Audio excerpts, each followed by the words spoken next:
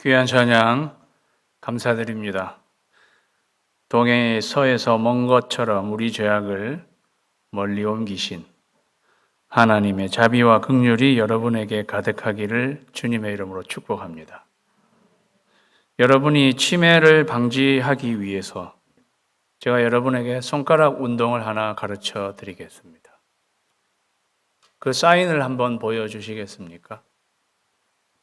그 다음 손가락 운동. 손을 다 펴보세요. 오른손은 5개, 왼손은 4개. 이러면은 9가 되죠. 9. 오른손을 이렇게 주먹을 이렇게 잡아요. 그럼 4만 남습니다. 그죠? 4. 마지막엔 다시 이렇게 주먹을 잡아요. 축구공이 되는 거죠. 자, 그러면 다시 9, 4, 축. 되시나요? 쉽죠? 자, 9부터 시작한 거예요. 시작. 9, 4, 축. 9, 4, 축. 9, 4, 축. 구주의 사랑 축제. 모르셨어요? 9월 24일. 구주의 사랑 축제를 하는 동안에 이 손가락 운동을 좀 할까 생각합니다. 구주의 사랑 축제를 시작하는 주일에 또 많은 새가족들이 방문해 주셔서 얼마나 감사한지 모르겠습니다. 오늘은 왜 구주의 사랑 축제를 우리가 하는가에 대해서 생각해 보고자 합니다. 오늘 14절 말씀에 그리스도의 사랑이 우리를 강권하시는도다. 여기에서 이미 결론이 나와 있습니다. 왜 우리가 구주의 사랑 축제를 하는가? 첫 번째, 다 같이 읽겠습니다. 시작. 이 사랑이 우리를 강권하시기 때문에, 그리스도의 사랑이 우리를 강권하시기 때문에. 여기 강권하다라는 말은 세번역에서는 그리스도의 사랑이 우리를 휘어잡습니다. 이렇게 나와 있습니다. 영어 성경 ESV에는 그리스도의 사랑이 우리를 컨트롤하고 있습니다. 강권하다는 헬라어는요, press on every side. 우리 삶의 모든 영역에서 그리스도의 사랑이 우리를 아주 밀어붙이고 압박하고 있습니다. 이런 좋은 의미에서 그리스도의 사랑이 우리 삶의 모든 영역에 미치고 있다. 사실 인간은 삶의 모든 영역에서 스트레스를 받는 게 인간입니다. 그런데 그리스도인들은 스트레스가 아니라 그리스도의 사랑의 압력을 받는 사람들입니다.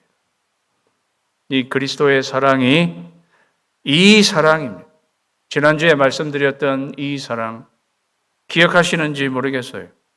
이곳까지 이르게 하시는 이 사랑, 이스라엘의 이름을 새긴 이 사랑. 나머지는 생각나시나요?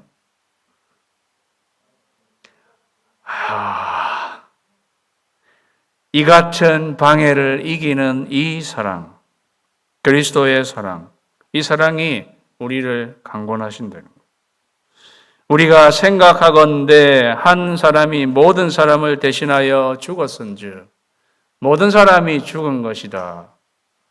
우리가 생각하건대 결론을 내리자면 사실 이런 뜻이에요. 바울이 내가 결론을 내리겠다. 한 사람이 모든 사람을 대신하여 죽었은즉 모든 사람이 죽은 것이다. 한 사람은 예수님을 말합니다. 한 사람이 모든 사람 대신하여 죽었은즉 모든 사람이 죽은 것이다인데 이렇게만 읽으면 우리한테 이렇게 팍 와닿지가 않아요. 모든 사람 안에는 나 자신을 넣어야 되는 것입니다. 한 사람이 나를 대신하여 죽었은즉 나는 죽은 것이라 이렇게. 예수님이 나를 대신해서 죽었다. 사실은 내가 죽었어야 되는 건데 예수님이 대신 죽으셨다. 그래서 사실은 나는 죽은 것이나 마찬가지다. 사실은 그런 뜻이에요. 그럼에도 불구하고 우리는 살아있어요. 우리가 살아있는 건 덤으로 사는 것이다. 그런 뜻입니다. 사실 죽은 거나 마찬가지거든. 죽었다고 생각해야 돼. 근데 예수님이 대신 죽고 너희들은 살았는데 덤으로 사는 것이다. 사랑하는 성도 여러분, 저와 여러분이 사는 것은 덤으로 사는 것입니다. 덤으로 사는 인생 어떻게 살아야 되는가? 15절에 나와요.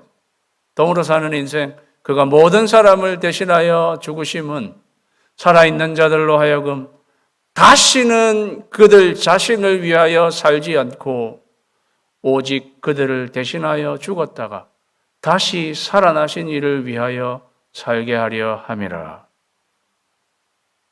오늘 말씀, 덤으로 사는 인생은 좀 달라야 하는데 오늘 이 말씀도요, 모든 사람의 나를 집어넣어야지 이 말씀이 나한테 다가오는 거예요. 그는 예수님이죠. 예수님이 나를 대신하여 죽으신 것은 나로 하여금 다시는 나 자신을 위하여 살지 않고 오직 나를 대신하여 죽었다가 다시 살아나신 예수님을 위하여 살게 하려 함이라. 아멘입니까?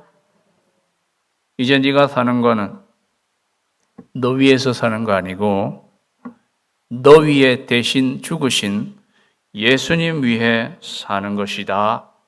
그게 바울이 내가 내리는 결론은 그것이다. 이렇게 말하고 있는 것입니다. 사랑하는 여러분, 무엇 위에 사세요?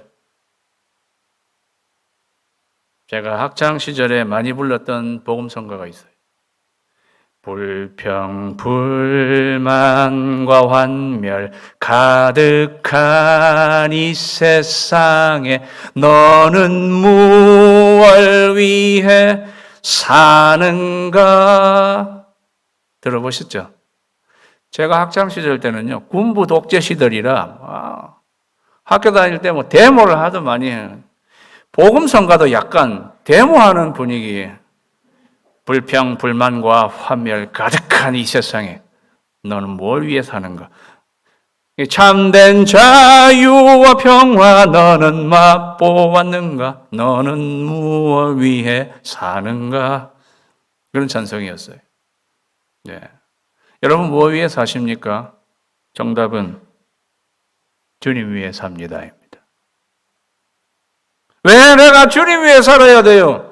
주님은 나 위해 죽으셨기 때문에. 주님 나 위해 죽으셨기 때문에 나는 주님 위해 삽니다. 나는 사실 죽은 것입니다. 지금 사는 건 덤으로 사는 것입니다. 덤으로 사는 인생. 주님 나 위해 죽으셨으니 나는 주님 위해 삽니다. 사랑하는 여러분, 내가 왜 주님 위해 살아야 되지? 아까우세요? 아깝다 그런 마음 안 드세요? 청년들은 그런 마음이 들어야 조금 정상이에요. 내가 왜 주님 위해 살아야 돼? 내가 나 위해 살아야지. Why? 내가 왜 주님 위해 살아야 돼요? 그런데 그건 주님이 널 위해 죽었기 때문입니다. 주님이 날 위해 죽으셨습니다. 그러니까 나는 주님 위해 살 수 있는 거죠. 내가 주님 위해 살겠습니다라고 내 마음속에서 후련하게 말하지 못하는 이유가 있다면 그건 주님이 날 위해 죽으셨다는 것을 아직 잘 모르기 때문입니다. 사랑하는 여러분, 여러분의 인생, 주님은 여러분을 대신해서 죽으셨다면 우리를 대신해서 죽으신 예수님 위해 사시는 여러분 되시기를 주님의 이름으로 축원합니다. 이 사랑이 우리를 강권해서 구주의 사랑 축제도 하고 주님 위에 살게 이렇게 강권하시는 거죠. 그것도 주님의 사랑입니다. 16절에는 보니까요. 그러므로 우리가 이제부터는 어떤 사람도 육신을 따라 알지 아니하노라.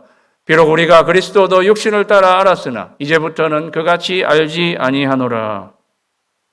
바울이 작심하고 선언하는 내용은 나는 이제 사람을 육신에 따라 알지 하노라 이 말은 육신에 따라 이 말은 인간적인 기준으로 이런 뜻이에요. 나는 이제 인간적인 기준으로 사람을 판단하고 알려고 하지 않을 것이다.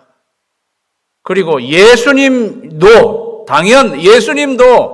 그전에는 육신을 따라 알았지만 이제부터는 절대 육신을 따라 인간적 기준으로 예수님을 내가 알지 아니할 것이다. 그전에는 육신을 따라 인간적 기준으로 예수님을 알았어요. 바울이 인간적인 기준으로 바라본 예수 그리스도는 나사렛 목수의 아들이에요. 나사렛에서 무슨 선한 것이 나올 수 있겠느냐. 예. 그 다음에 그는 로마의 정치범이었습니다. 십자가형을 받은 로마의 정치범. 그 다음 사이비 메시아였어요.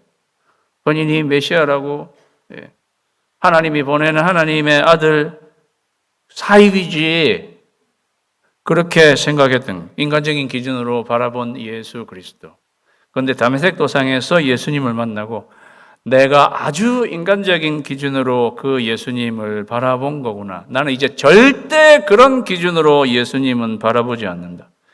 예수님은 누구신가?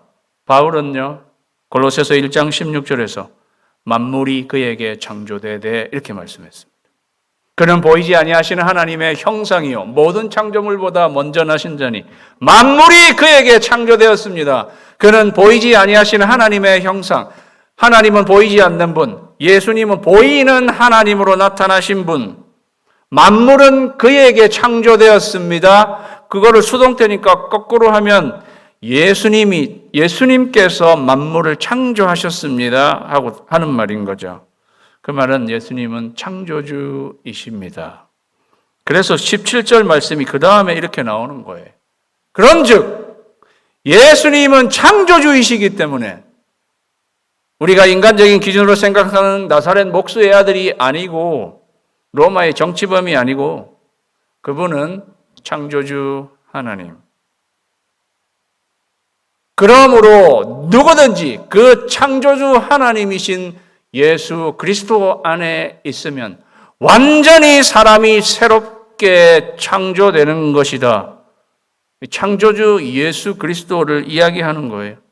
이전 것은 지나갔으니 보라 새 것이 되었도다. 창조주 되시는 예수님께서 내 삶을 완전히 새롭게, 다른 말로 하면 나를 살리시고 나를 구원하시고 나의 헌 옷을 완전히 벗기시고 새로운 의의 옷으로 입혀주시고 질적으로도 내 삶을 완전히 새롭게 하시는 분, 예수님. 우리는 고린도후서 5장 17절 말씀을 사실 예수님을 영접하고 거듭났을 때 이 구절을 많이 사용하죠. 누구든지 그리스도 안에 있으면 새로운 피조물이라. 거듭나는 것이다. 예. 그런데 저는 이 말씀이 그런 말씀 맞는 말씀이지만 예수님은 창조주가 되셔서 우리의 삶도 날마다 우리를 새롭게 하시는 분이다. 예, 그렇게 우리에게 말씀하시고 있다고 생각합니다. 그래서 고린도후서 4장 16절에는요. 우리의 겉사람은 후패하나 우리의 속사람은 날마다 새롭도다 이렇게 이야기했어요. 우리가 그리스도 안에 있게 되면 우리의 삶이 날마다 새로워지는 것이다. 그렇게 이야기하고 있는 거죠. 사랑하는 여러분, 저는 많은 사람들이 여기 이전 것은 지나갔으나 이전 것은 지나갔다. 보라 이제 새로운 게 되었다. 새 것이 되었다. 이전 것은 지나갔다. 새 것이 되었다. 그런데 많은 사람들이 저는 이전 것이 지나가지 않고 이전 것에 매여서 살아간다고 생각해요. 이전에 받았던 상처, 이전에 받았던 오해, 그 이전 것이에요. 그런데 거기에 계속 묶여서 살아가는 거죠. 그 사람은 현재를 살아도 사실 현재를 사는 게 아니라 과거를 사는 것입니다. 그래서 현재를 살면서 과거를 살 수 있는 그런 거예요. 나는 현재를 살지만 그 과거에 계속 묻혀서 살아가는 것입니다. 혹시 여러분 그러시지 않으십니까? 그런데 우리가 예수님을 믿고 예수 그리스도 안에 있으면 이전 것은 지나갔으니 이전에 내가 잘못한 것들도 하나님이 다 도말하시고 어떻게 보면 오늘 찬송하신 그 찬송처럼 동이 서에서 먼 것 같이 우리의 죄가를 다 옮겨주시고 이전 것은 다 지나가게 하시고 새 출발을 할 수 있도록 우리를 만들어주시는 예수님, 나는 새 출발이다. 예, 그리스도 안에서 우리는 그렇게 새로운 것이 되기 때문에 왜 우리가 우리의 구제 사랑 축제를 하는가? 나도 예수님 안에서 이렇게 새롭게 됐으니 당신도 예수님 안에서만 이렇게 새롭게 될 수 있습니다. 이렇게 하고 사람들을 초청하는 거예요. 두 번째, 그래서 우리가 구제 사랑 축제를 하는 이유는 다 같이 읽습니다. 시작. 우리가 새 것이 되었기 때문에 당신들도 새 것이 되시라고, 당신들도 더 이상 죄 가운데 방황하시지 말라고, 더 이상 헛된 꿈을 쫓아서 살아가지 말라고, 더 이상 소망이 없이 살아가지 말라고, 그리스도 안에서 새로운 것이 되라고, 그거 알려주려고 구주의 사랑 축제를 하는 거죠. 저는 제일 중요한 단어가 누구든지라고 생각해요. 그런즉 누구든지 남녀노소 빈부귀천 할 것 없이 누구라도 그리스도 예수 안에 있으면, 예수님을 믿고 예수님 앞에 나오면, 예수님은 창조주시기 때문에 그 사람의 삶을 완전히 새롭게 해주신다는 거죠. 사랑하는 여러분, 구제 사랑 축제를 시작하는 저희들, 그리스도 안에서 새 것이 다 되시기를 주님의 이름으로 축원합니다. 새 것이 이미 됐어요. 예, 근데 오늘도 내일도 또 새로워질 수 있어요. 여러분의 육신은 낡아져요. 죄송한 이야기지만, 그런데 속사람은 나이를 먹지 않습니다. 속사람은 청년일 수 있어요. 청년도 겉늙은 사람처럼 행동할 수 있어요. 예. 속사람은 청년일 수 있다면 만년 청년일 수 있어요. 주님이 그렇게 하세요. 그러니까 우리가 날마다 이 말씀이 그냥 예수 처음 믿을 때 한 이야기라고 생각하지 마시고, 내가 날마다 예수님, 창조주 되시는 예수님, 날마다 그 안에 있으면 내 삶이 세포가 막 새롭게 되듯이 새로워진다는 거죠. 안식교에 오래 몸담았던 이상구 박사라는 엔돌핀 박사, 2018년에 그죠? 안식교에서 나와서 회심해가지고 그분이 안식교였어요. 저희가 2단 경계 세미나 하다 보니까 안식교는 2단이란 말이죠. 그분이 35년 동안 2단에 다시 나와. 그분이 엔돌핀 박사입니다. 예. 우리의 세포 안에 있는 유전자는 바뀌지 않는다, 그렇게 알고 있었는데, 2010년에 타임지에 보니까, 무슨 제네릭 뭐였는데, 우리의 유전자가, 하나님 말씀이 들어오면 유전자가 반응하면서 유전자가 바뀐다는 거예요. 유전자가 바뀐다는 거예요. 네.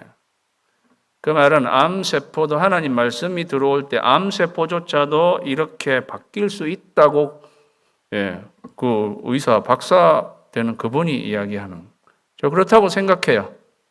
하나님이 말씀을 보내어 저들을 고치시고,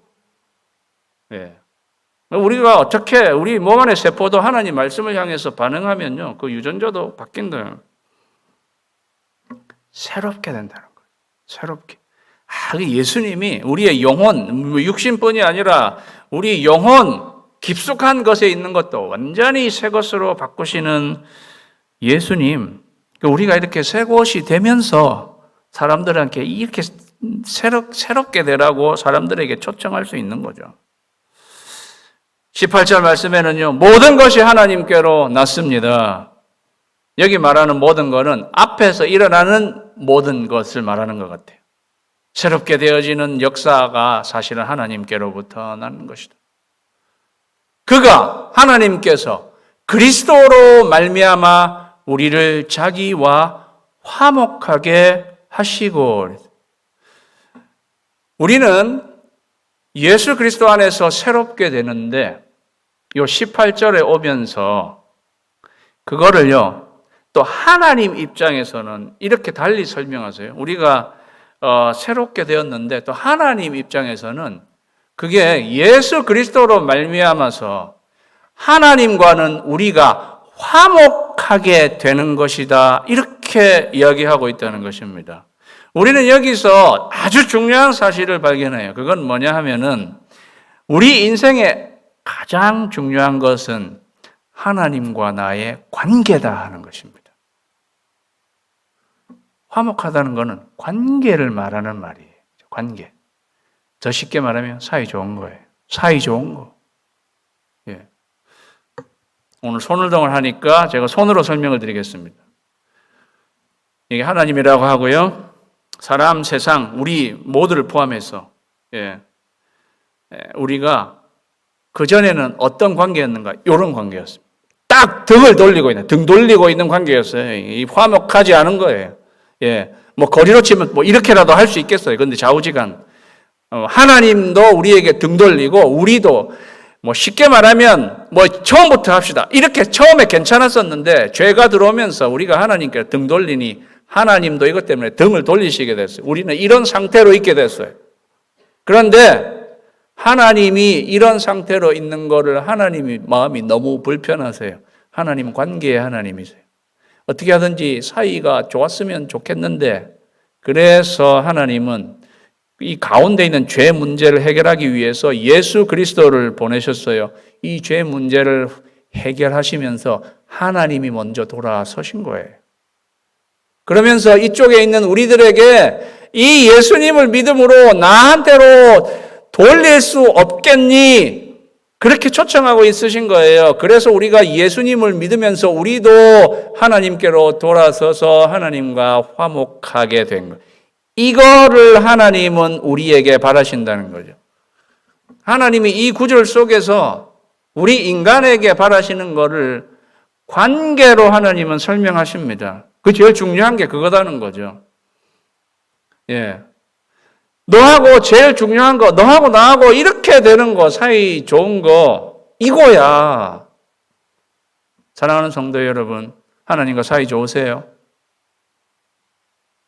여러분 지금 하나님과 사이 좋으세요? 다른 말로 하나님과 화목하세요?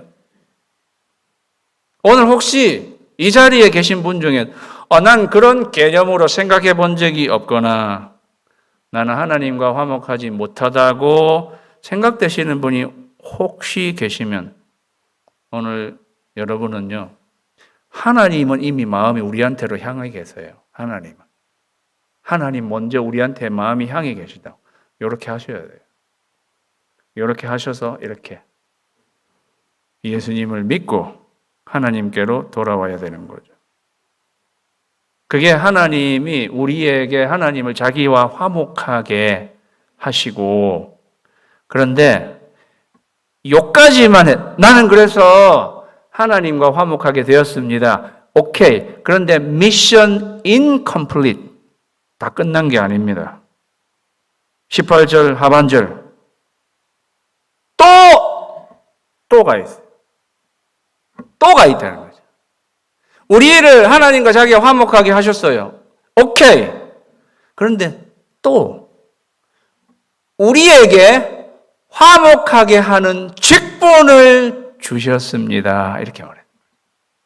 하나님은 우리에게 일단 너가 나와 한번 화목하자. 그런데 오케이, 화목됐으면 끝이 아니다. 네가 우리에게 다른 사람도 나와 화목할 수 있도록 그렇게 화목하게 하는 직분을 내가 너에게 준다고 이야기하시는 거죠.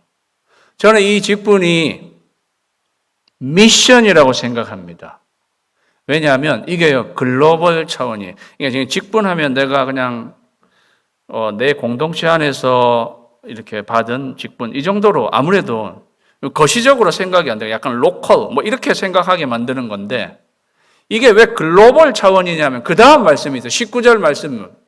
곧 하나님께서 그리스도 안에 계시사 세상을 자기와 화목하게 하시며 그들의 죄를 그들에게 돌리지 아니하시고 화목하게 하는 말씀을 우리에게 부탁하셨느니라. 이렇게 말씀하셨기 때문입니다. 그러니까 하나님이 원하시는 거냐. 나는 세상을 나와 화목하게 되기를 원한다. 하나님은요, 세상을 바라보고 계신 거예요. 그래서 제가 이 직분을 직분이라기보다 이거는 미션입니다.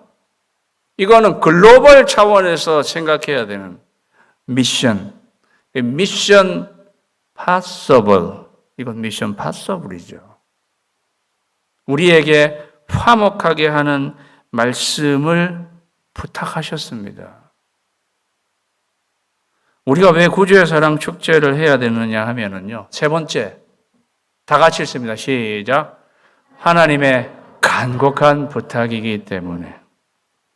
하나님이 우리에게 부탁하시는 거예요. 나 부탁 좀 하나 하자. 이렇게. 오늘 하나님은 말씀을 통해서 우리에게 그렇게 말씀하시는 거예요. 하나님의 말씀. 부탁 좀 하나 하자. 어떤 부탁? 나는 너뿐이 아니고 다른 어떤 사람, 그 사람하고도 나는 화목하기 원하는데 네가 그 말씀을 좀 맡아서 네가 그거를 해줄 수 없겠냐? 그것 좀 부탁하자. 그렇게 부탁하시는 건 거죠. 우리에게 하나님은 그 부탁을 특정 전도팀에게만 부탁한 것이 아닙니다. 우리 모두에게 부탁하셨습니다. 그래서요, 마지막 그 9절 쓰인 거를, 그래서요, 마지막 19절 말씀을 19절 말씀대로만 읽으면 우리에게 구체적으로 다가오지 않아요. 여기에 19절 말씀에 들어있는 세상 그 사람을 내가 전도해야 할 그 대상을 넣고 맨 마지막에 우리에게를 나를 집어넣어야지 이게 미션 파서블, 미션 컴플릿이 되는 거예요. 보세요. 곧 하나님께서 그리스도 안에 계시사 홍길동이를 자기와 화목하게 하시며 홍길동이의 죄를 홍길동이에게 돌리지 아니하시고 화목하게 하는 말씀을 김중규에게 부탁하셨느니라.